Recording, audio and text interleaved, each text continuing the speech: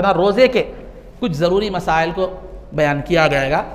वैसे तो रोज़े के मसाइल बड़े तफसीली हैं, लेकिन जो है ना मुख्तसर तौर पर कुछ ज़रूरी मसाइल जो आम तौर पर हमारे जहनों में जो है ना एक परेशानी का भी बाइस बनते हैं, या बर्निंग टॉपिक्स जिसको कह सकते हैं, वो मैं आपके सामने क्या करता हूँ, कुछ बयान करने की कोशिश करता हूँ। पहले अरबी में कहते हैं रोज़े को सौम कहते हैं। रोज़े के माना ये है कि फ़जर का वक्त शुरू होने से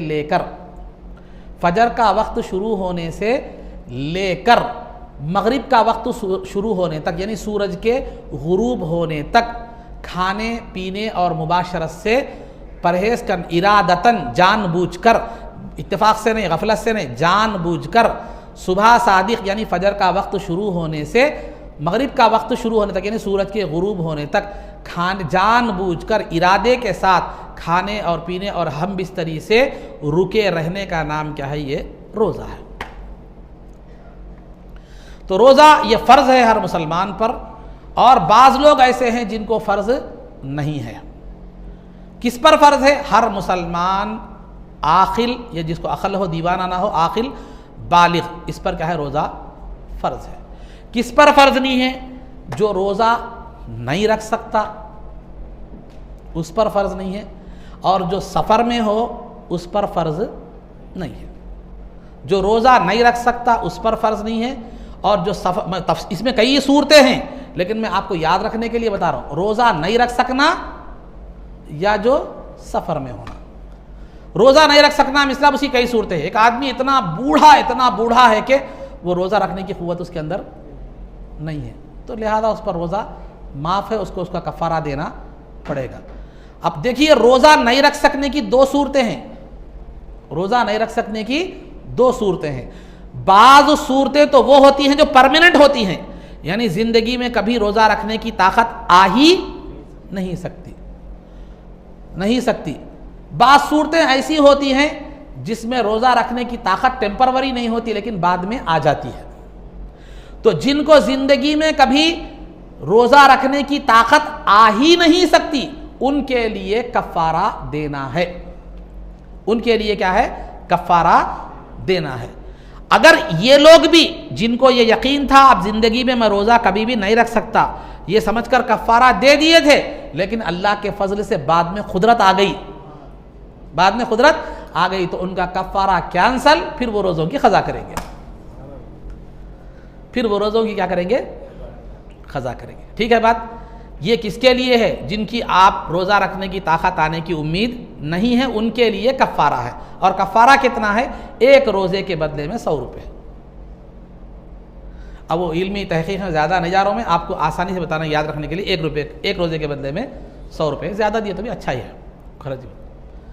दूसरी वो सूरतें हैं, वो बीमारी या कमज़ोरी बोलिए, वो चीज़ बोलिए जिसमें बीमारी वगैरह टेम्परवरी है, जैसे बुखार, सर्दी, खांसी कुछ ऐसे हो गई, या जो है ना औरत है, हामिला है, रोज़ा रहे तो बच्चे को नुकसान होता, या माँ है दूध पिलाने वाली है, रोज़ा रखे तो बच्चे को क्या होता? दूध नहीं आता, समझे?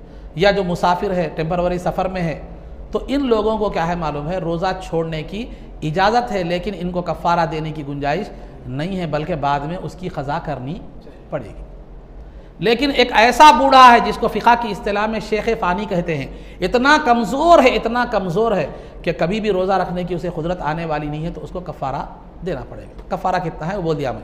अब क़ज़ा जहाँ तक है, रोज़े छूट गए आपके, टेम्परवरी बीमार हो गए थे या कोई भी ऐसी सूरत आ गई थी, आप रोज़े छूट गए, तो बाद में उसकी क़ज़ा करना है। आप क़ज़ा के लिए ज़रूरी नहीं है कि लाइन से 1 महीना रोज़े रहें, बल्कि जो है ना जितने भी जैसा भी चाहे रह सकते हैं। सरमा में भी रह सकते हैं, बारिश में भी रह सकते हैं। आपको संडे को छुट्टी रहती, संडे को रह सकते हैं, या कभी हॉलीडेज़ में जो है ना रह सकते हैं, या कभी अपनी सहूलत से क्या कर सकते हैं, रह सकते हैं। कभी आपको सहूलत रहती है, कभी घर वालों को सहूलत रहती है। घर वालों को सहूलत नहीं है, आपको है, ठीक है, उसको भी छोड़ दे सकते हैं आप। बहरहाल एक अपनी सहूलत से क़ज़ा क्या कर सकते हैं, मगर कोशिश इस बात की होनी चाहिए कि जल्द से जल्द क़ज़ा कर लें, क्योंकि ज़िंदगी का भरोसा नहीं है। हो गई बात यहाँ तक। ये हो गई क़ज़ा की सूरतें।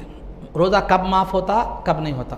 परमानेंटली आप रोज़ा नहीं रख सकते, बीमारी की वजह से हो, बुढ़ापे की वजह से, तो आपको कफ़ारा देना है। टेम्परवरी अगर आपकी मजबूरी है तो फिल वक्त रोज़ा छोड़ने की इजाज़त है, लेकिन बाद में उसकी क़ज़ा करनी पड़ेगी। तरतीब से करें या जैसी सहूलत है वैसा करें। अब जहाँ रोज़ा रखना, रोज़ा टूटता कब है? रोज़ा टूटने की कई सूरतें हैं। बुनियादी तौर पर मैं आपको पहले तो टूटने की छोड़िए, रोज़े की नीयत में आपके सामने बताता चलो। रोज़े की नीयत, रोज़े की नीयत जो है ना, नीयत दिल के इरादे को कहते हैं। ज़ुबान से कह लेना बेहतर है, ज़ुबान से कह लेना क्या है, बेहतर है। नीयत दिल में इरादा हो तो काफ़ी है। रोज़े की नीयत आप कब तक कर सकते हैं? तो रोज़े की नीयत आप रात से भी कर सकते हैं, रात से भी कर सकते हैं। नहीं आप दिन में करना चाह रहे हैं तो शरई तौर पर जो आधा दिन होता है उससे पहले पहले तक आपको रोज़े की नीयत करना चाहिए। अब शरई तौर पर आधा दिन का मतलब क्या है, आसानी से मैं आपको बता रहा हूँ। फजर का वक्त कब शुरू हो रहा देखिए, आपको कैलेंडर में मिल जाता, इब्तिदाए वक्त फ़जर बोल के, फ़जर का वक्त कब शुरू हो रहा देखिए, और सूरज कब हो रहा यानी मगरिब का वक्त कब शुरू हो रहा देखिए। वो पूरे जितने भी घंटे हैं उनको डिवाइड कर दीजिए दोनों में। तो आधा जो है, आधा जो दिन का पहला हिस्सा होता है उससे पहले पहले क्या कर लीजिए, आप नियत कर ले सकते, वहाँ तक उसका वक्त है। वो आधा हिस्सा गुजरने के बाद आपके लिए नियत की गुंजाइश नहीं है। या तो रात से कर सकते हैं या शरई जो आधा दिन है उससे पहले पहले तक कर सकते हैं। अगर आपने सहरी की है तो सहरी कर लेना भी नीयत के कायम मुकाम है, सहरी कर लेना भी नीयत के बराबर है। लेकिन अगर सहरी करने के बाद आपने रोज़ा छोड़ने की नीयत की है तो वो नीयत जो सहरी नीयत के बराबर हो कायम मुकाम हो रही थी वो नहीं होगी अब। यानी सहरी तो कर लिए, कर लेके ठीक है वैसी रह गए तो वो नीयत की ज़रूरत नहीं है आपको। लेकिन सहरी कर लिए, कर लेके नहीं रोज़ा छोड़ना क्या, आज एक दिन छोड़ दिए क्या बोल के ऐसा ख्याल आ गया आपका, छोड़ने का इरादा कर लिए, तो वो सहरी अब आपकी नीयत के कायम मुकाम, नीयत का काम नहीं करेगी। आपको असर नौ आधे दिन के अंदर पहले नीयत करनी पड़ेगी। नहीं अगर आप सहरी कर लिए हैं आप, फिर उसके बाद रोज़ा छोड़ने की आपने नीयत भी नहीं की, तो वो सहरी करना ही आपकी नीयत के लिए काफ़ी। तो सहरी रात से भी कर सकते हैं, रात में नहीं करे तो आधे दिन पहले से भी कर सकते हैं, आधे दिन पहले तक भी कर सकते हैं। और सहरी करना भी नीयत के कायम मुकाम है, बशर्ते के सहरी करने के बाद रोज़ा छोड़ने का इरादा ना हो। ये खुलासा है सहरी का।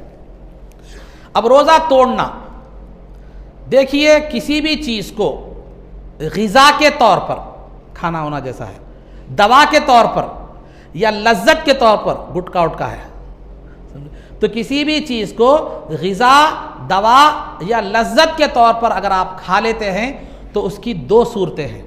अगर जानबूझकर खाते हैं, जानबूझकर खाते हैं तो उससे आपका रोज़ा भी टूट जाएगा, कफ़ारा भी आपको देना पड़ेगा। यानी एक रोज़े के बदले में एक रोज़ा रखना पड़ेगा, फिर कफ़ारे के तौर पर मुसलसल 60 दिन के रोज़े रखना पड़ेगा। आप वो नहीं रह सकते तो 60 मिस्कीनों को 2 वक्त पेट भर खाना खिलाना पड़ेगा। ये जानबूझकर अगर कर लें तो रोज़ा भी टूट जाता है। इसी तरह जानबूझकर हम बिस्तरी कर लें बीवी से तो भी रोज़ा भी जानबूझकर, रोज़ा याद रखते हुए, जानबूझकर मतलब रोज़ा याद रखते हुए, तो उसका भी यही हुक्म है। ख़ज़ा भी लाजिम होगी, एक रोज़े के बदले में एक रोज़ा रखेंगे, कफ़ारा भी होगा, कफ़ारे में 60 रोज़े होंगे या 60 मिस्कीनों को 2 वक्त पेट भर खाना खिलाएंगे। नहीं खा रहे हैं, पी रहे हैं, बीवी से हम बिस्तरी भी हो रहे हैं, लेकिन रोज़ा याद नहीं है, रोज़ा याद नहीं है, तो फिर आप याद आते ही फ़ौरन छोड़ दें। खाना खा रहे थे, याद आ गया रोज़ा हम भूल के खा लिए थे, याद आ गया छोड़ दीजिए। पानी पी रहे थे, याद आया छोड़ दीजिए। बीवी के करीब गए थे, याद आया रोज़ा है बोल के छोड़ दीजिए उसी हालत में। तो इससे आपका रोज़ा नहीं टूटेगा, इससे आपका रोज़ा नहीं टूटेगा। लेकिन ये चीज़ें होने के बाद, भूल कर खाए थे, पिए थे, बीवी के पास चले गए थे, ये चीज़ें होने के बाद अब आप ये समझ गए कि मेरा तो रोज़ा टूट गया, समझ के आप खाना पीना शुरू कर दिए, तो जो जानबूझकर खाना पी खा रहे हैं उससे क्या हो जाएगा, आपका रोज़ा टूट जाएगा। तो उससे आपको कफ़ारा देने की ज़रूरत नहीं है, सिर्फ क़ज़ा आपकी लाजिम आएगी, क़ज़ा लाजिम आएगी। तो बीवी से जानबूझकर हम बिस्तरी करने से क्या होता है, वो जो है ना जानबूझकर क़ज़ा भी लाजिम आती है, कफ़ारा भी लाजिम आता है। भूल कर करने से अगर याद आते ही हट गए, कंटिन्यू कर लिए तो ठीक है, नहीं टूट गया समझ के फिर खाना पीना शुरू कर दिए तो वो खाने पीने से क्या होता है, रोज़ा टूट जाता है। लेकिन हम बिस्तरी के अलावा, यानी जो आम तौर पर हम बिस्तरी का जो रास्ता है, उस रास्ते के अलावा दीगर तरीके से आपने क्या कर दिया, आपने माद्दा मनविया को खारिज कर दिया, हाथ के ज़रिए से हो या किसी और चीज़ के ज़रिए से, तो उस सूरत में सिर्फ क़ज़ा लाजिम होगी, कफ़ारा लाजिम नहीं होगा। समझ रहे बात को, इशारतन में क्या है, बात बयान कर रहा हूँ। तो हम बिस्तरी का जो तरीक़ा, जो शरई तरीक़ा है, जो तरीक़ा जो बयान किया गया है, तो वो तरीक़े से अगर आप हम बिस्तरी करते हैं रोज़े को याद रखते हुए तो क़ज़ा और कफ़ारा होगी। लेकिन अगर उसके अलावा दूसरे तरीक़े से जानबूझकर रोज़े को याद रखते हुए दूसरे तरीक़े से अपने मादे मनविया को खारिज करते हैं तो उससे क़ज़ा लाजिम होगी, कफ़ारा लाजिम नहीं होगा। जैसे हाथ वगैरह का अमल जैसा होता है जिसको जलक कहते हैं। और ये तो चंद बातें हुई, बुनियादी बातें। इसी तरह जो है ना, आप ये तो खाना पीने या हम इस तरह के मामलात हो गए। इसी तरह कोई चीज़ खाने पीने की, घास, धुआं, कागज़, इस चीज़ को भी आप क्या कर लिए, खा लिए, तो उससे भी क्या होता है, रोज़ा टूट जाता है। धुआं ले लिए जानबूझकर, ऊद वगैरह वगैरह का जो भी है, धुआं ले लिए, अगरबत्ती, मच्छर अगरबत्ती का हो या आलोट का हो, धुआं ले लिए जानबूझकर, तो इससे रोज़ा टूट जाता है, क़ज़ा लाजिम आती है। लेकिन खुद ब खुद चले गया, जैसे गाड़ियों का धुआं रोड पे गया तो जाता, या ऐसे ही खुद ब खुद चले गया, तो उसमें कोई हरज की बात नहीं है, रोज़ा उससे नहीं टूटेगा। नाक में दवा डालने से, कान में दवा डालने से, मुंह में दवा डालने से तो रोज़ा क्या हो जाएगा, टूट जाएगा। लेकिन आँख में दवा डालने से क्या होता है, रोज़ा नहीं टूटता, अगरचे कि उसका असर हलक में महसूस हो दवा का। आँख में दवा डालने से रोज़ा नहीं टूटता। अब चंद नए नए मसाइल जो आमतौर पर पेश आते हैं मैं आपके सामने बताता चलो। सबसे पहले जो है इंजेक्शन की वजह से रोज़े का टूटने का मसला है। इसमें उलमा के 3 फतवे हैं, याद रखिए। एक तो यह है कि मुतलक तौर पर रोज़ा नहीं टूटता, इंजेक्शन लेने से नहीं टूटता, बिल्कुल नहीं टूटता। और एक क्या है, रोज़ा टूट जाता है। और एक कौल में थोड़ी नज़ाकत है, रग में लिए तो टूटता है, जैसे ग्लूकोज वगैरह खून चढ़ाना जैसे है, तो वो उससे रग में लिए तो टूटता है और गोश्त में लिए तो नहीं टूटता। लेकिन सब में सेफ साइड क्या है, रोज़ा टूट जाता है। इंजेक्शन लेने से हो, खून चढ़ाने से हो, इंजेक्शन लेने से हो, खून चढ़ाने से हो, रोज़ा टूट जाता है। यही मुहतात कौल है। अगर आपको ज़रूरत पेश आ रही है, वैसी सख्त ज़रूरत, तो आप इंजेक्शन लेकर खून चढ़ाकर रोज़ा तोड़ सकते हैं, बाद में उसकी क़ज़ा कर लें। ये तो है। खून चढ़ाना है, खून निकालना, टेस्ट के लिए खून निकाले वगैरह, तो इससे रोज़ा नहीं टूटता, इससे रोज़ा नहीं टूटता।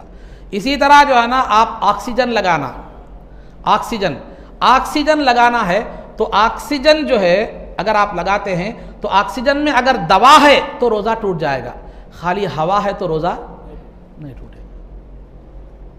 इनहेलर का इस्तेमाल है, इनहेलर का, वो सर्दी के लिए हो या सांस की शिकायत के लिए हो, सर्दी के लिए हो या सांस की शिकायत के लिए हो, या आप उसको स्प्रे के ज़रिए से मारें, सूंघें या पानी में डालकर भाप लें, इन तमाम सूरतों में इनहेलर के इस्तेमाल से रोज़ा टूट जाता है, क्योंकि वो दवा के असरात क्या हो जाते हैं, हलक में चले जाते हैं। इनहेलर सर्दी का हो, सांस का हो, कुछ भी हो, आप खींचें नाक में रखकर, या स्प्रे करें, मुंह में रखकर स्प्रे करें, नाक में स्प्रे करें, या पानी में डालकर भाप लें, हर सूरत में क्या होता है, रोज़ा टूट जाता है। अब रहा बाम या अमृतंजन का क्या हुक्म है। बाम या अमृतंजन या विक्स या घुटनों के दर्द की दवा, कोहनियों के दर्द की दवा, तो ये जो ज़ाहिरी इस्तेमाल है बाम का, आप पेशानी को लगाएं, नाक के ऊपरी हिस्से पर लगाएं, या गर्दन को लगाएं, गले को लगाएं, सीने को लगाएं, पीठ को लगाएं, इससे रोज़ा नहीं टूटता। बाम जिस्म के ज़ाहिरी हिस्से पर लगाने से रोज़ा नहीं टूटता। इसी तरह ऑइंटमेंट लगा रहे हैं, घुटने में दर्द का हो, कमर के दर्द का हो, या जो भी हो, कहीं शोल्डर हो, कोई भी लगाए, ज़ाहिरी इस्तेमाल से कुछ भी रोज़ा टूटने वाला आपका जो है ना नहीं है। हाँ, बाम को सूंघना, उसकी 2 सूरतें हैं। एक सूरत तो यह है कि पानी में डालकर सूंघें, तो पानी में डालकर सूंघे तो भाप के ज़रिए से दवा अंदर चली जाती है, इसीलिए रोज़ा टूट जाता है, बाम और अमृतंजन हो के विक्स हो। लेकिन खाली दूर से सूंघ रहे हैं, इस अंदाज में सूंघ रहे हैं कि उसके ज़र्रात अंदर तक नहीं जाते, तो फिर आप सूंघने की इजाज़त है, लेकिन फिर भी मेरा मशवरा यह है कि एहतियात कर लें। लगाने का जहाँ तक मामला है लगा ले सकते हैं आप, इजाज़त है उसको। सर को भी लगाइए, नाक को भी लगाइए, नाक के अंदर नहीं, नाक के बाहरी हिस्से में, गले को, गर्दन को, पीठ को, आप क्या कर सकते हैं, अमृतंजन लगा सकते हैं, लेकिन भाप के ज़रिए से नहीं ले सकते। ये बात। अब बाज़ लोगों को बवासीर वगैरह की बीमारी रहती है तो वो दवा लगाते हैं उस मुकाम पर, खा वो मर्द के पीछे की शर्मगाह हो या औरत के सामने और पीछे की शर्मगाह हो, अगर दवा का इस्तेमाल किसी वजह से होता है, ज़ाहिरी सतह पर होता है तो कोई हरज नहीं है, लेकिन अगर दवा अंदरूनी हिस्से पर चले जाती है तो फिर उससे क्या हो जाता है, रोज़ा टूट जाता है। अंदरूनी हिस्से से चली जाती है तो रोज़ा टूट जाता है। इसी तरह एनमा लेने से भी क्या होता है, रोज़ा टूट जाता है। एनेमा लेने से भी रोज़ा टूट जाता है। एनेमा कहते हैं बैतुल खला की राह से एक दवा को अब मैदे में क्या किया जाता है, दाखिल किया जाता है मैदे की सफाई के लिए। तो ये एनेमा लेने से भी क्या होता है, रोज़ा टूट जाता है। ठीक है, तो इंजेक्शन का तो मैंने बतला दिया, खा वो इंजेक्शन दवा का हो, बुखार का हो, जो है ना सुंद करने के लिए हो या कोई भी हो, तो बहरहाल कोई भी इंजेक्शन से वो एहतियाती कौल ये है कि रोज़ा जो है ना टूट जाता है। तो ये इंजेक्शन के हवाले से, इनहेलर के हवाले से आप हजरात के सामने क्या है मरम बात जो है ना रखी गई, जो आम तौर पर ज़रूरी तौर पर ये मसाइल में जो है इख्तलाफ जो है पाया जो है ना जाता है। फिर वो दवा लगाने के हवाले से मैंने बात की। अगर सर के ज़ख्म में इतना गहरा है, सर का ज़ख्म मामूली है, खिरोचा वगैरह है, फोड़ा फुंसी है तो कुछ भी नहीं, गहरा है ज़ख्म में सुराख है, उससे दवा लगाए तो सर के अंदर चले गई, या पेट में ज़ख्म गहरा है, दवा लगाने से अंदर चले गई पेट में, तो उससे भी क्या हो जाता है, रोज़ा टूट जाता है। ये तो चंद बातें ज़रूरी बातें, तफसीलात तो बहुत हैं, ज़रूरी बातें जो रोज़े के ताल्लुक़ से ख्याल आता था वो। अब रहा बात सूरतें ऐसी है जो हम समझते हैं कि रोज़ा टूट जाता है लेकिन हकीकत में रोज़ा नहीं टूटता, या जैसे हमारे तौर पर आम तौर पर एहतिलाम अगर हो जाए रोज़े की हालत में, रोज़ा आपका नहीं टूटता, उठे गुस्ल कर लें, ख़त्म माल अख़दम। बाज़ लोग बोलते हैं रोज़े में जो है ना रोज़ा खोलने की दुआ पढ़े तो रोज़ा टूट जाता, बोलते रोज़ा खोलने की दुआ पढ़े तो रोज़ा अल्लाहुम्मा लका सुमतु, मैं खुद पढ़ूँगा तो अल्लाहुम्मा लका सुमतु व बिका आमनतु, ये जो दुआ है रोज़ा खोलने की दुआ पढ़े तो रोज़ा टूट जाता। ऐसी कोई बात नहीं है, कितने भी मरतबा तस्बीह लेके पढ़े आप, रोज़ा टूटने वाला जो है ना नहीं है। तो एहतलाम होने से भी रोज़ा नहीं टूटता, दुआ पढ़ने से भी रोज़ा नहीं टूटता। रोज़े में किसी भी वक्त आप पानी नहाएं, गुस्ल करें, रोज़ा के पर कोई फ़र्क आने वाला नहीं है। रोज़े में कटिंग कराएं, नाखून कटाएं या जो है ना ज़ायद बाल काटें, जो भी करें, इससे भी आपके रोज़े में कोई फ़र्क पड़ने वाला जो है ना नहीं है। ये चंद बातें जो आमतौर पर हम जो है ना परेशान रहते हैं। आखिरी बात ख़य है, ख़य से रोज़ा टूटता है या नहीं, आखिरी बात। कई को बता रमज़ान में ख़य क्या होता है, हमारे पास आम तौर पर ये कोशिश होती है कि आम दिनों में 3 टाइम खाते हैं, रमज़ान में रोज़े में क्या होता है, दोपहर का कोटा सुबह शाम में एडजस्ट करने के चक्कर में रहते हैं हम लोग, समझे। तो सहर और इफ्तार में दोपहर का भी एडजस्ट कर लेना, बल्कि ऐसा एक नज़रिया रहता, हर एक का नहीं रहता, मेरे जैसे लोगों का रहता। तो बहरहाल आपको कोई को बोलूँ, तो बहरहाल अगर कोई शहर में खा लिए, बहुत ज़्यादा खा लिए, खाने के बाद क्या हो गया जो है ना मतली होगी, वो हो गई ख़य हो गई। तो ख़य के बारे में बुनियादी तौर पर बात याद रखिए, 2 बातें याद रखिए। अगर ख़य खुद ब खुद होती है, ख़य अगर खुद ब खुद होती है, खा वो थोड़ी हो, मुंह भर कर हो, रोज़ा नहीं टूटता। ख़य खुद ब खुद होती है, खा वो थोड़ी हो या मुंह भर कर हो, रोज़ा नहीं टूटता। लेकिन आए सो वापस कर लिए तो रोज़ा टूट जाता है।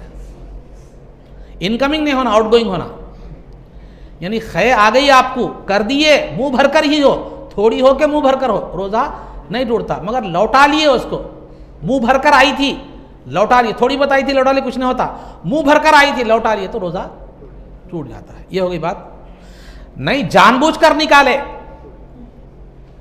उंगलियां डालकर जानबूझकर क्या किए हैं, निकाले हैं, थोड़ी बहुत हुई तो कुछ भी नहीं होता, मुंह भरकर हो तो रोज़ा टूट जाता। मुंह भरकर का मतलब क्या है, जिसको आप रोक ना सकें या बड़ी मुश्किल से रुके, इतनी मिकदार में ख़य हो कि जिसको आप रोक ना सकें या बड़ी मुश्किल से क्या करें, रुके, उसको कहते हैं मुंह भरकर। तो खुद ब खुद हो तो मुंह भरकर हो के थोड़ी हो, रोज़ा नहीं टूटता। मुंह भरकर होने की सूरत में, लौटा लेने की सूरत में रोज़ा टूट जाता है। अगर उंगलियों से आपने ख़य खुद किया है तो मुंह भरकर हो तो क्या होता है, रोज़ा टूट जाता है। बस औक़ात खट्टे डकार आते हैं, थोड़ा थोड़ा खट्टा पानी भी आता है उसके साथ, तो खट्टे डकार आ गए, खट्टा पानी भी आया, आप निगल गए, तो उससे कुछ रोज़े में फ़र्क नहीं आता। तो रोज़े में थूक निकल गए या रेत निकल गए या बलगम निकल गए तो भी रोज़ा नहीं टूटता। लेकिन रोज़े में थूक जमा करके जो है ना निगलना, ये मकरूह है, मगर रोज़ा नहीं टूटता, मकरूह है मगर रोज़ा नहीं टूटता। ये चंद बातें जो ज़रूरी जो बातें थी जो पेश आती हैं। वैसे तफसीली मसाइल बहुत ज़्यादा हैं, आप किताबों में पढ़ेंगे, उलमा की बहुत सी आपको जो है ना वीडियोस भी मिलेंगी आपको यूट्यूब वगैरह पे। ये जो आम तौर पर कामन तौर पर जो बातें जो है ना पेश आती हैं, वो बातें क्या मालूम है, रोज़े में टूथपेस्ट नहीं कर सकते, मंजन नहीं रगड़ सकते, मिसवाक कर सकते हैं। टूथपेस्ट वगैरह अगर ज़बान के हद तक है तो मकरूह है, अगर अंदर चलेगा तो रोज़ा ही टूट जाए। कोई चीज़ चख नहीं सकते आप, लेकिन बीवी को इजाज़त है, अगर शौहर जालिम है, मारता है, खाना सही नहीं पकने की सूरत में, सालन सही नहीं पकने, तो उसको थोड़ा सा शक्कर थूक देने की इजाज़त है, मगर उसको निगलना नहीं है। ये बीवी के लिए है जिसका शौहर जालिम हो। तो बहरहाल शरीयत को मालूम है कि आगे कैसे कैसे शौहरा निकलने वाले हैं, वो भी मालूम था, तो इसीलिए क्या करें मालूम है, शरीयत इस वजह से वहाँ पर भी बीवी की रहनुमाई कर रही है। तो बहरहाल ये चंद बातें थी, मसाइल थे, सीरत के बारे में आदाब वगैरह थे और अक़ायद थे। अल्लाह रब्बुल इज़्ज़त से दुआ है जो कुछ भी कहा गया उस पर अमल की तौफ़ीक़ रफ़ीक़ अता फ़रमा, इज़्ज़त व आफ़ियत की ज़िंदगी दे और ईमान पर हमारा ख़ातिमा फ़रमा, रसूल पाक सल्लल्लाहु अलैहि वसल्लम के क़दमों में हमारा हश्र फ़रमा, आपकी शफ़ाअत उज़्मा से हमको बहरवर फ़रमा, आपके दस्त मुबारक से जामे कौसर पीना नसीब फ़रमा, जन्नत में आपकी ग़ुलामी मइयत और रिफ़ाक़त नसीब फ़रमा। सल्लल्लाहु तआला वसल्लम अला ख़ैरि ख़ल्क़िही सय्यिदिना मुहम्मदिन व आलिहि व सहबिही अजमाइन बिरहमतिका या अरहमर राहिमीन। अल्हम्दुलिल्लाह।